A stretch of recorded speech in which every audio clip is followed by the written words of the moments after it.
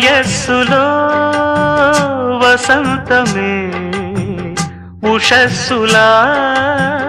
జ్వలించగా మనస్సులో నిరాశలే రచించలే మరీచిక పదాల నాయగా స్వరాల సంపద తరాల నా కథ క్షణాలదే కదా గతించిపోవు గాథనేనని